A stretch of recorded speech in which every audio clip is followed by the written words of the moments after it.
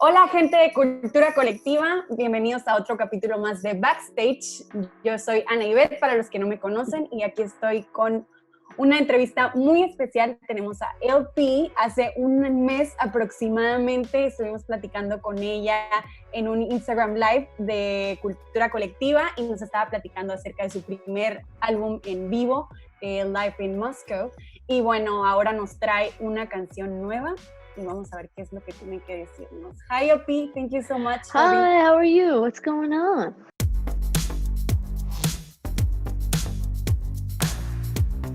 Fine. How are you? How are you? I'm good. I'm just, I'm ready for this week. We're gonna release some new stuff, and I haven't in a long time, so I'm excited. I think.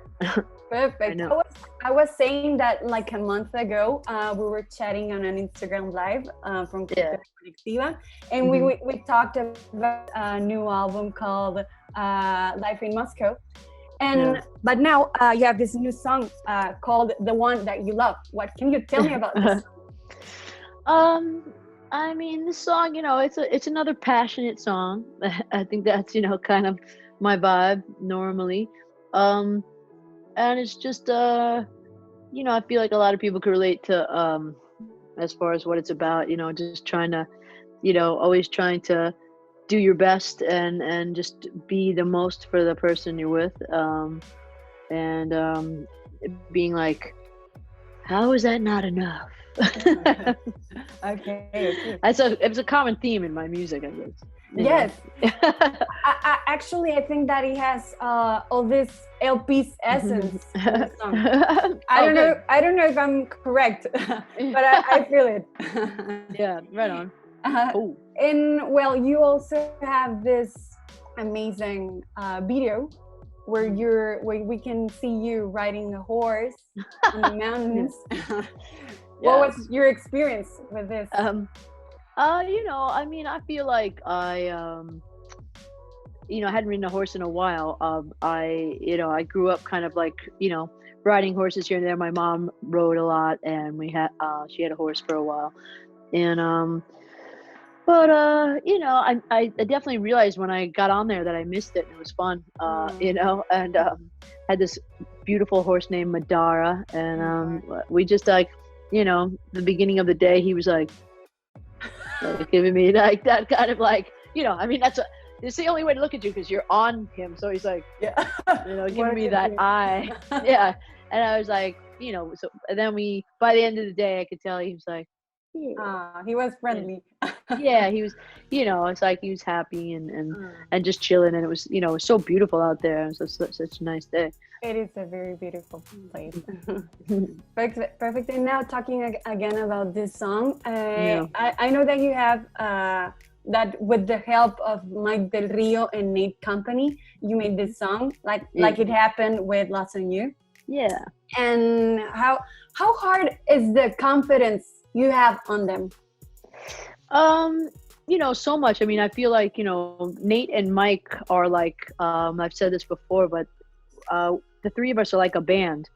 It feels like, and we're a band that doesn't tour. Like, we like make the music at home, and they do other things, and it's all my kind of like, my concept and my like kind of artistic bend. But we are like musically kind of just a team that we kind of I think we've learned what my strengths are as an artist and as a singer, and just bringing out the best parts of what I like to do, and I just trust them implicitly. I feel like they and we're always like kind of trying to push each other a little farther, and like even on this song, I felt like with this song, with this album, I wasn't as worried about I wasn't ever worried about seeming like I was trying to rewrite Lost on You, but I just didn't even think about it on this record because I was like,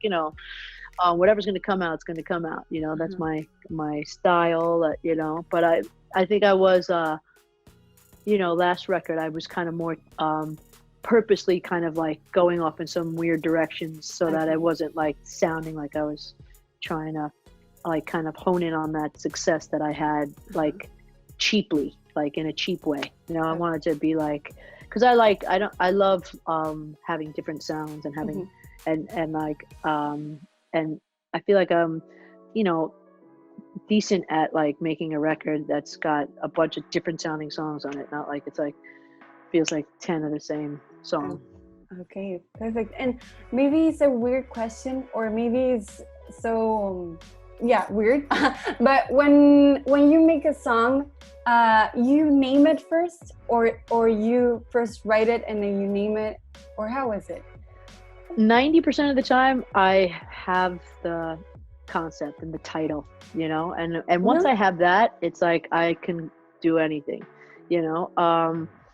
But sometimes I think, and even in this song, the one that you love, I didn't do that. It was just like, because that's the other thing. It's either I have the title and I'm like going into the song wanting to say a certain thing, or it's like as I start like fucking around with like melodies and whatever, suddenly like, you know, that will like those words will fly out of my head, and then I'll be like, I like that, you know. Okay. I thought you were actually gonna say that 90% of the time you write it first and then you name it. It's curious. Oh yeah. No, I mean, it's I write stuff from a title. It's like once I have, you know, I've had like songwriters that I'm friends with that are huge songwriters that like write all the words first, and I'm not really like that. I kind of write like it's like a feeling first. It's like my mood and where I'm at and what I feel like talking about, and then you know, and it's like a kind of a broad kind of vision, and then as I'm like it's almost like, you know, sculpting something, as I'm like trying to figure out what I'm like feeling, and it just comes out like that. It's a gift you have there. Oh, I couldn't do that. You never know. I mean, and I think I'm like kind of amazed at all the different ways of writing a song, you know. Sometimes I see like the way people do it, I'm like, that was what was fascinating about writing songs for other people and with a lot of different people, that I never, like, you know, that I was just set up with to write with. It was like constantly being amazed at like the different ways to to do it. Like, it's really cool. Sure, perfect. And well, about this song again, how would you describe like different from the other songs? This one, I don't know. You know, I don't know what to say about the rest of the record because it's not quite done yet. But I mean, this one just stands on its own. It's like gotta like, you know, this is kind of like, to me, I guess like I feel like it's like almost like a rock ballad of sorts. You know, it has like a lot of you know, there's some blues in there, but there's a lot of like very like kind of like, I don't know, we did a lot of kind of almost like, not, I wouldn't say dancey stuff, but like very like kind of some different sounds that we've gotten on these songs. Like there's some more like rockers, but you know, there's a lot of like super like cool songs, and like using my voice a little more chill in some songs, and I'm digging it. And then we just got back. I just got back from a writing trip this weekend, and got some new stuff that's kind of crazy. So I'm excited. Perfect. And well, now let's talk about this live concert you and your band are gonna make on August the 1st. Yeah. And what can you tell us about it? Well, you know, it should be interesting. I think you know, someone asked like, are you gonna be okay without an audience? And I mean, hey, I played to barely anyone for like quite a few years before like everything happened. I was just like, hello, yes. There'd be like a bartender out there. I'd be like, thank you, I love you. You know, so I think I'll be all right. You know what I mean? I'm just gonna like go back to that, and it would be funny. Like I'm talking about a while ago. I'm talking about like, you know, like 12 to 15 years ago, and I'd be like, you know, just play at this like shitty place with like just the bartender. And then, you know, go have a beer after the show, and they'd be like, you like sang like you were like singing to a stadium. And I'd be like, I know, right? It's crazy. I don't know how else to do it. You know, and they'd be like, cool. And then like the next time we go back there, we'd be playing to like, you know, 15 people, and then it would like get, bigger. But I'm kind of, I can draw on those experiences like an actor. I'll just like, I'm just gonna do it. I mean, like, say to the one cameraman, I'll be fine. Sorry, that about the bartender, it was so funny. Woo! Yeah. But you need this kind of euphoric moments also in the audience, right? Like yeah, I mean, I do, but I have to say, like, there are elements of that always. Like, I'll never ever, not want to do that. That's like my, my soul. Mm-hmm. But there's so much going on technically, like, in my, we wear in-ears and everything. So there's elements of like being cut off as well, and then like, the bigger the shows are, the farther away you are from the audience. So I just have to pretend it's the biggest. Well, it is the biggest show in the world because everybody in the world will be watching at the same time. Exactly. Country. So maybe it's my biggest show I've ever done. I don't know. We'll see. Yeah. And do you think you're gonna make another one, or you think it's gonna be the only one in this year? I don't know. That's a good question. You never know. Maybe I'll do another one. I don't know. That's a like, we'll see. If it's good, maybe I'll do an acoustic version of it or something like that. I don't know. But I think we'll get through this one and see how it is. I don't know. Have you watched any really good live streams like that, like big production ones? Yeah. Yet? I haven't really. I have to watch some. And it's interesting, as you say, because sometimes, well, I don't know if you're gonna make it, I think, to interact with your fans after that, right? Or you're not? No, I don't think so. I think it might be too much, but I'm gonna do, before the show, I'm gonna like, you could watch sound check if you want, and backstage stuff. Nice. I don't know, maybe there is something else, I don't know. I don't even know. But we'll see. Yeah. And well, have you been dealing with all this digital situation through this? The digital situation? Yes. I guess I'm used to it. I mean, I'll be really happy when I don't have to see this backdrop anymore. Like, I mean, everyone's like, the fucking red couch, here it comes. Oh, hey, the dog. I got the damn dog here. Come here. This is what I do every. Oh, he gets so mad. He doesn't want to be disturbed. This guy. What's his name? His name is Orson. Oh. He's like, he doesn't know. Oh, I'm sorry.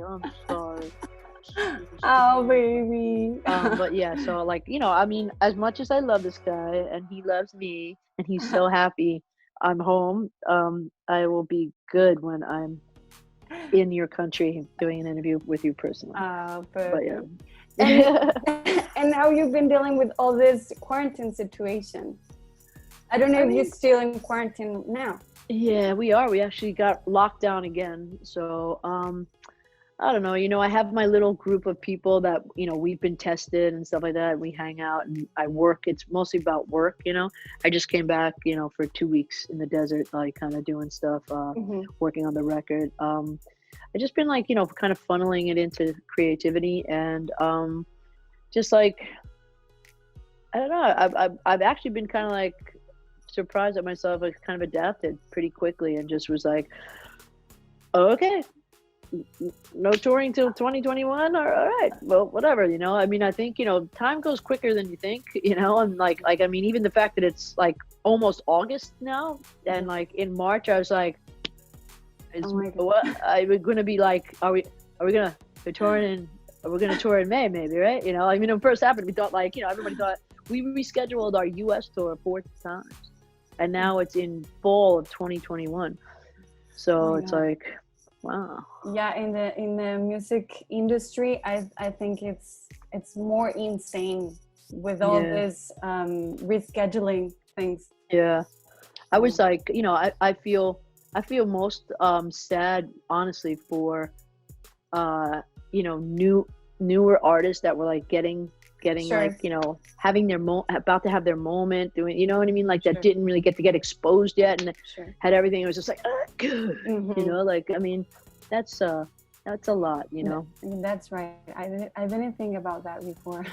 Yeah. What is it that you miss the most about live concerts, like with people?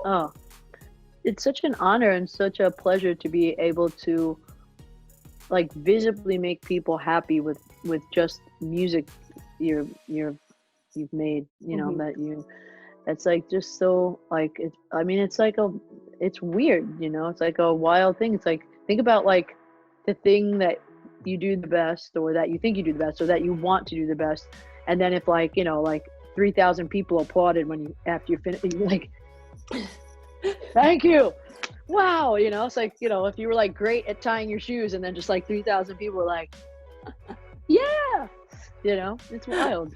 It's just like, it's like what, I just miss kind of making people happy, and you know, just the closeness that you feel. It's like you know, it's like nothing else, and it's beautiful. And you know, like I said, I'm so lucky that that's what I get to do with my life at this point. And I'll never get over that. I'll always be like, holy shit.